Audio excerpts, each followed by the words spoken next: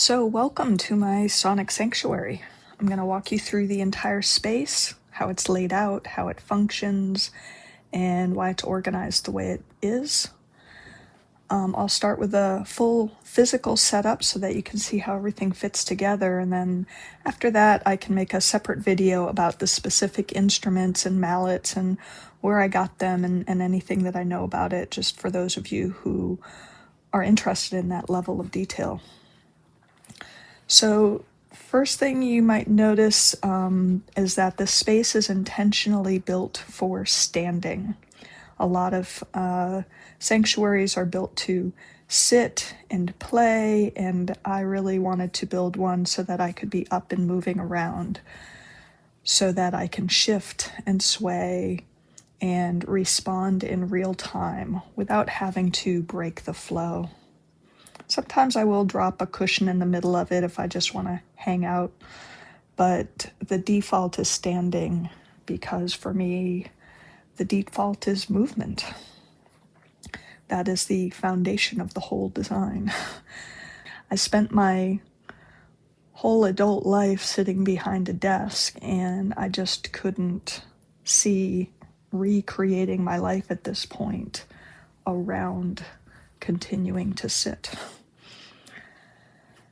So let's start over here on this gong wall. I use this for kind of grounding my sonic orientation practice with deep sustain and playful exploration. Behind them here is a repurposed music stand that holds my most used mallets. That way I'm not searching mid-play, I can just grab what I need. This next section here holds most of my chimes. I've got my metal Treeworks chimes with a dampening bar and some seed chimes and a set of tinctures by Martin Blaze. He is a master silversmith in Germany. Next to that I have a bouquet of mallets, and then over here I have my forest flutes and also my frame drums. So this whole area kind of has some lighter textures or some quick tonal shifts that I like to kind of pull in when I'm doing my practice. Over here is the central hub of my sonic sanctuary. It is a tiered shelf setup that I pieced together specifically so everything would be playable while standing.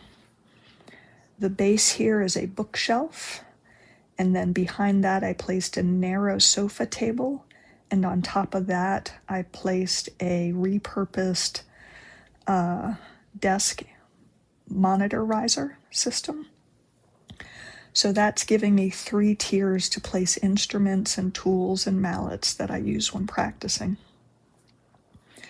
The smaller instruments, like some wind instruments, my frog here, rattles, tuning forks, they all live on this mid-tier, and then the singing bowls live on the upper and lower tiers, so I can activate them comfortably when standing.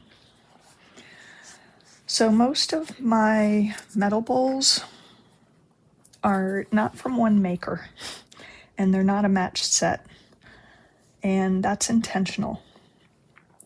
They're different metals, there are different forging processes represented here, different lineages. Some are, one is cold forged anyway, most are fire forged, some are bronze, some are nickel silver, and I even have a couple of copper bowls here.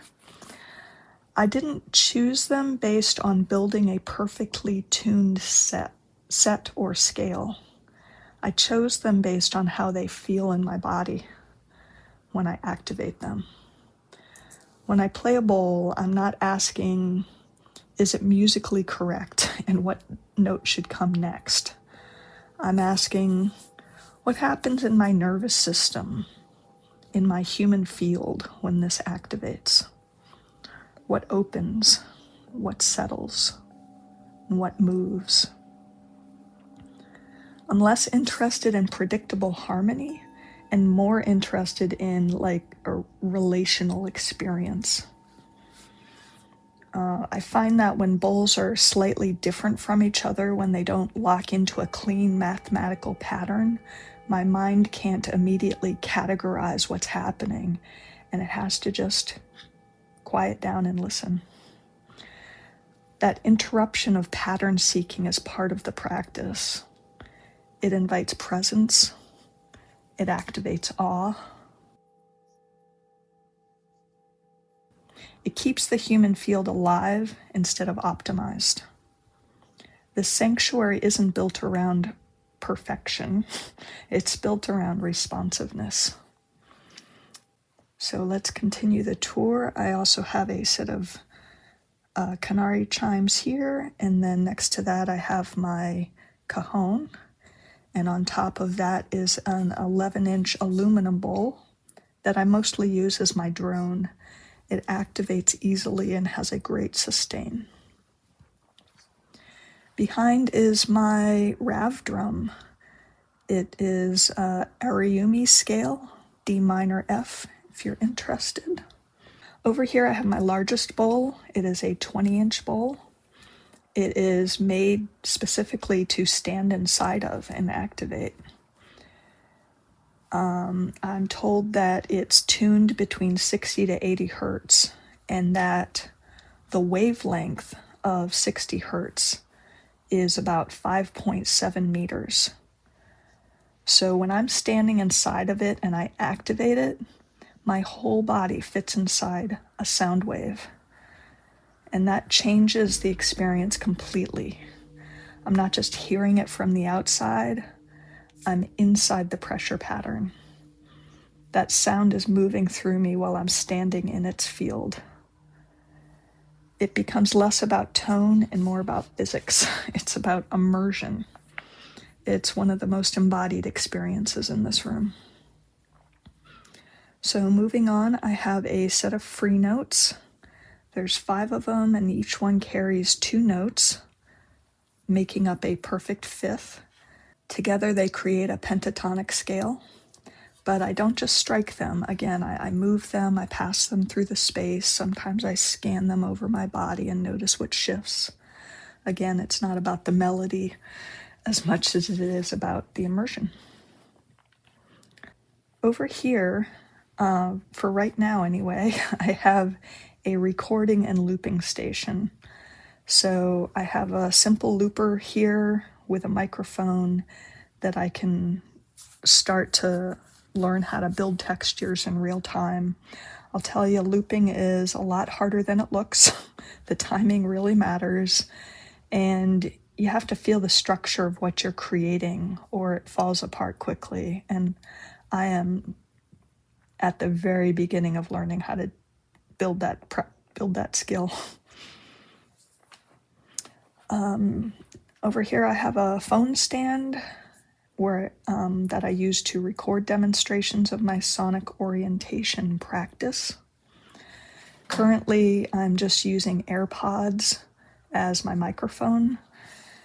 It's simple, it's immediate, and it lets me capture ideas without turning the practice into a production.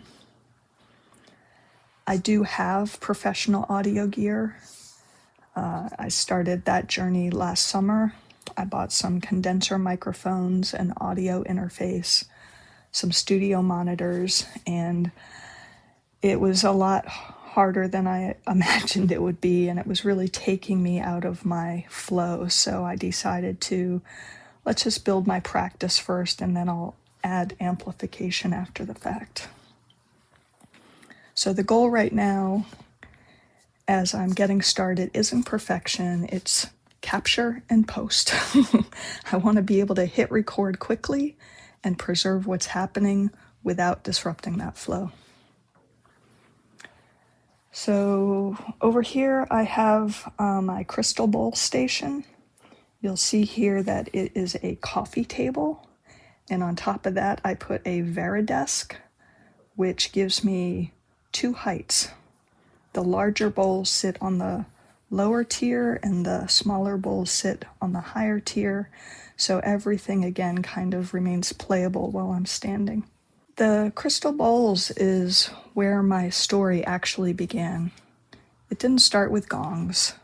I didn't start with rare metals or custom pieces. I started last February with a basic set of crystal bowls I found online for about $350. There were 7 bowls, C through B, nothing exotic, nothing curated. At the time, I didn't have a long-term vision. I wasn't building a sanctuary at that point. I was just curious. At that time, I had no idea what all of this would turn into. I wasn't trying to become anything. I wasn't aiming for a specific aesthetic or philosophy. I just wanted to explore sound. And those bowls were enough to begin. Over time, I realized that I was more drawn to texture and complexity, to the overtones and imperfections of metal and wood. My ear shifted, my body shifted. But that evolution only happened because I started somewhere simple. So you do not need a rare set. You do not need $2,000 instruments. You do not need a perfectly tuned collection. You just need curiosity. That's it. So that's my sonic sanctuary. It didn't start this way. It grew piece by piece over the last 12 months through curiosity, through mistakes, through learning what resonated and what didn't. Nothing was perfectly planned. It evolved because I kept showing up and noticing what came alive in my human field. This is where my sonic orientation practice started to take shape. I share demonstrations of that process on YouTube, not as performances, but as real-time explorations for witnessing. The point isn't to present something polished. It's to let people witness orientation happening. Because full orientation and integration isn't meant to happen in isolation. Human in the loop matters.